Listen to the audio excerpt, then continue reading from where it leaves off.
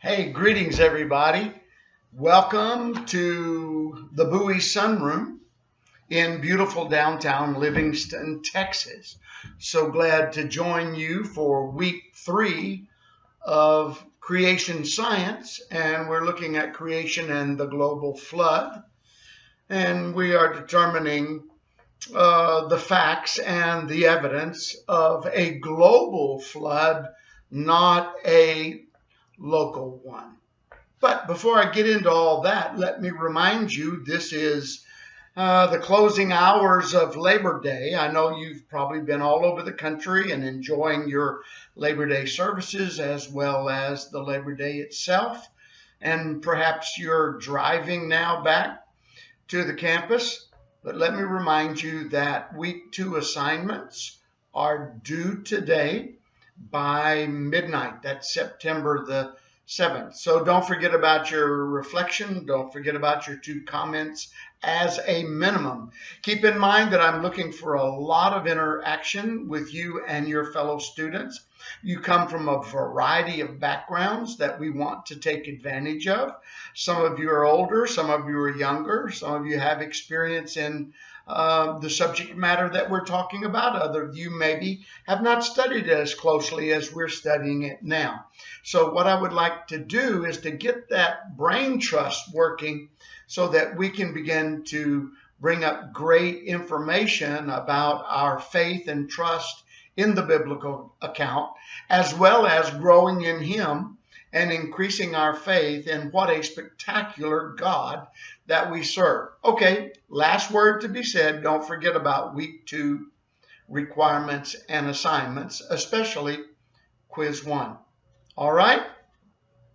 Meanwhile, back at the global flood, we begin to discuss the events, the circumstances surrounding that.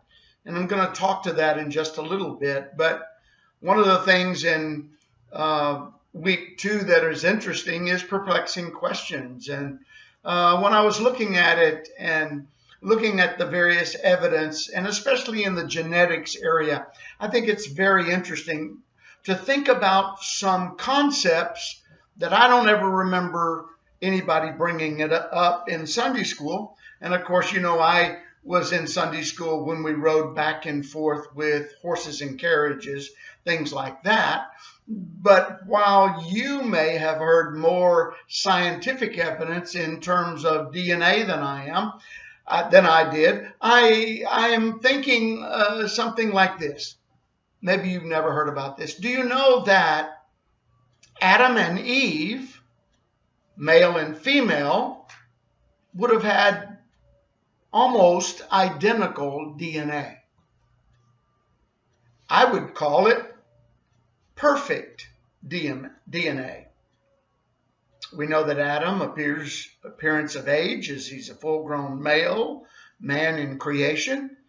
The woman is taken out of the rib, the body of Adam, and if we understand that perfect DNA, the vast majority of that would have been identical, with the exception, I suppose, of chromosome X and chromosome Y, which stipulated gender. And so we have male and female, and they're given a commandment to replenish the earth and go forth and multiply. And then we sometimes get around to somebody who's trying to find the gotcha question, and they often say something like, okay, so where did Cain get his wife? Well, there's 2 or 3 different outlooks on this, but given the fact that Adam and Eve have such close DNA, with the exception of chromosomes, then, and we also know that Cain lived almost 1,000 years, and it took a while after the original sin, I suppose we could describe it this way, for perfectness in mankind. When God declared it very good, it took a while for that to degrade over time. And we see as we go through the various centuries we see a slow degradation and decrease of lifespan ages. But if Adam and Eve lived an appreciable life, we read in Genesis 5 and 4 that Adam begat sons and daughters. What does it say? Adam begat sons and daughters other than Abel and Cain and Seth. And we often find in Genesis narrative, we see major characters almost exclusively being listed as those males who have a lineage report. But also it tells us too in Genesis 4 and 14, when God put that mark on Cain, whatever it was that was going to make people get away from him or flee his presence, he begins to complain to God. He says it this way, that everyone that findeth me will slay me. Well, if they're only in creation, Adam and Eve and Cain, and now Abel is dead, and several years later Seth is born, if that's all we're dealing with, then why would Cain be worried about anyone who discovered him and would want to kill him? It's a good question, isn't it? The truth is, over these extensive hundreds of years, mankind continued to multiply. And yes, we would say that it is likely that cousin or uncle or niece or nephew would marry one another, even perhaps a sister marrying a brother, but it would be at a distant family groups, but still it would be in fact true. We also see, even in the biblical account, we find husbands marrying half-sisters and so forth. So it was not until cultural changes in recent times that we have seen the foolishness of intermarrying close to an immediate family member because of the mutations, the defects that can be found in our genetics. So Cain's wife was right out there, and she was available, and we see the sons and daughters of Adam and Eve multiplying and continuing through the course of history as we see it from a biblical point of view. Also, when we look at those things, we're now going to turn our attention to this global flood in week 3, and we're going to get 4 different video tutorials that I think you'll find very, very interesting. One is related to the possibilities of flood, the fact that over 500 cultures back in history have a story about a global flood. Whether the details are just like the biblical flood or not is not that important, but it appears in ancient times that this information about a global flood was pretty prevalent in almost every culture around the world. Also, when we look and see at the flood, we want to look at some scientific evidence, and I believe it is the second video tutorial deals with visible evidence of a global flood in nature.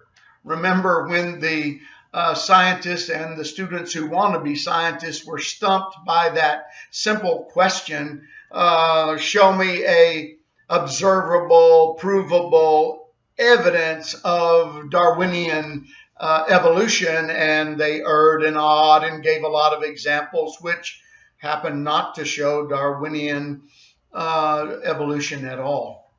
And we see that, yes, when the original sin was brought into the world by our great times 10 to the 5th power grandparents, Adam and Eve, then we saw a deterioration of mankind. And we are looking in nature to see when God's judgment came upon the earth, because their deeds were extremely evil and base, and every man did all of these things which seemed right, or they defined as right in their own terms, rejected the ministry of Noah, and all of those things, we find that there is significant natural evidence of a global flood. And that's a very interesting tutorial video.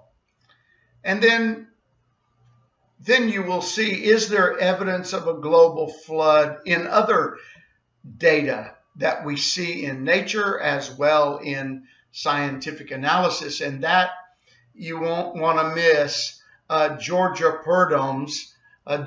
Georgia Purdom's analysis of, is there evidence sufficient enough of a massive global flood? And her answer is a definitive yes.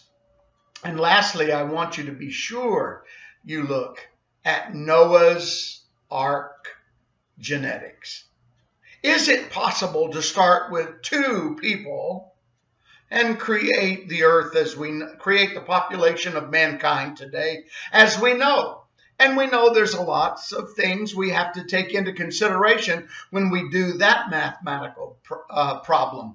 We have to, of course, determine birth rates of individuals and boys versus girls being born. And we can look at our own modern statistics on that and realize that by a small amount of percentages, there are more female births than there are male births, and that's always good for us men at youth camp or youth conventions or Texas Bible College.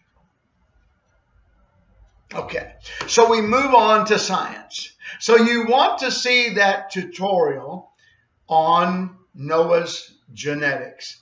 Also keep in mind that the judgment of God brought a great flood, and we're only dealing with 8 people now on the earth. I think they're very reasonable that once they landed on Mount Ararat, or at least that's what we're told. Do you know that it may have landed in northeast Kentucky? I went by there the other day, and there's this huge, huge ark.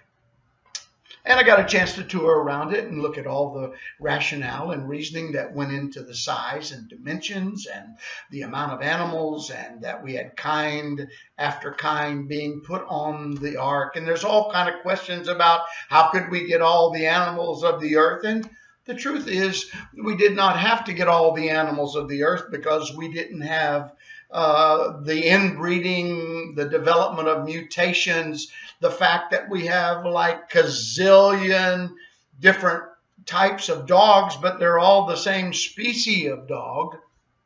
And I think I already told you that it is highly unlikely that the poodle was an animal in the garden. Or on the ark. So what you see is that the ancient paternal and maternal kind of cattle, kinds of cats, kinds of dogs, elephants, monkeys. You go on and on to God's wonderful creation, and you find out they didn't have to have all of the animals that exist today in every form and mutation, but they had the paternal and maternal representation of that species, and as a result, there was sufficient space for storage, food, water, and so forth. So don't miss the video tutorials.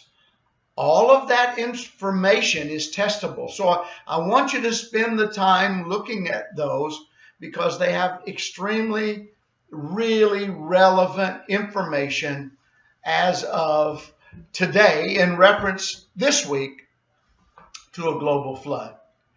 Can you imagine a local flood rising above the highest elevation at a place?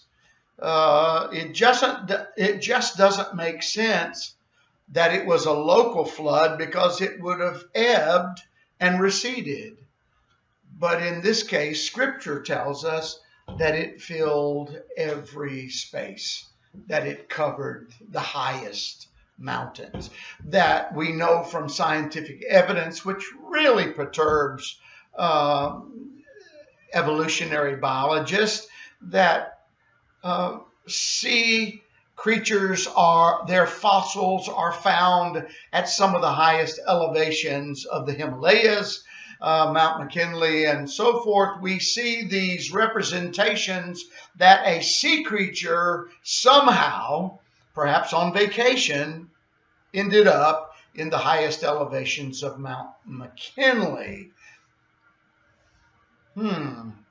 Probably not on vacation. He may have intentionally did it, but it appears to us that a global flood is represented in the fossil record. So you're going to hear from some experts this week, as you have every week.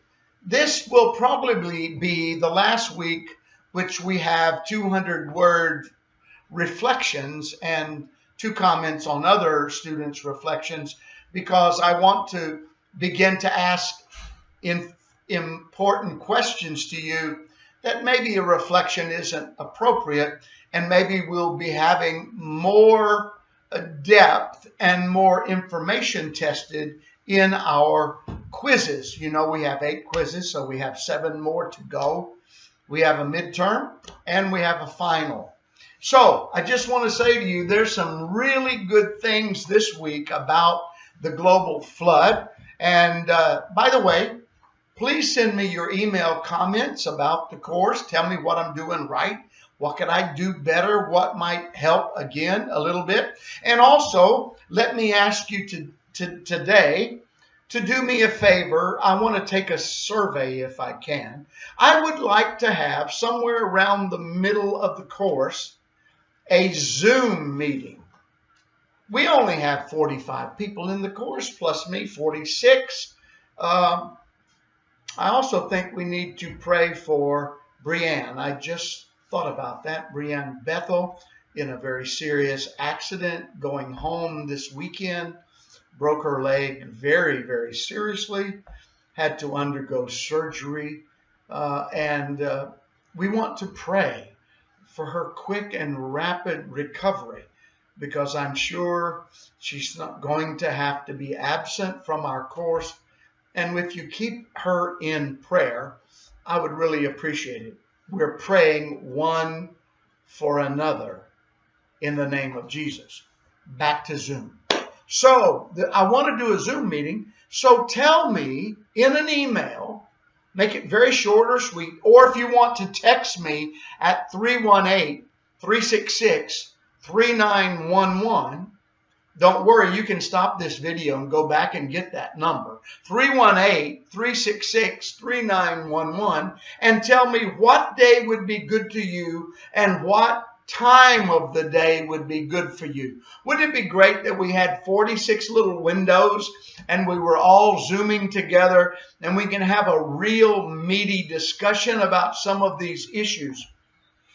Maybe a month from now, or maybe sooner, if we can establish a day and a time of the day when you can be available for a creation science Zoom meeting for a general discussion of the course. Does that sound good? All right. I got to get all my stuff together. I got to get back to Lufkin just like you do, getting ready for chapel, I guess, tomorrow, and have a good time in the Lord with you. Greetings to everybody. Hey, I love having you all in creation science. I learn something every day in this course. I'm glad to have you here. You know you're welcome. You know you're welcome, and we're going to have a great time. Stop worrying and wringing your hands about whether you're going to pass. It's my job to make sure you understand what's going on and that you're successful. God bless you. I'm going to see you next week in another video as we move forward in the fall semester with creation science. Take care. Be safe. Do you have your mask on?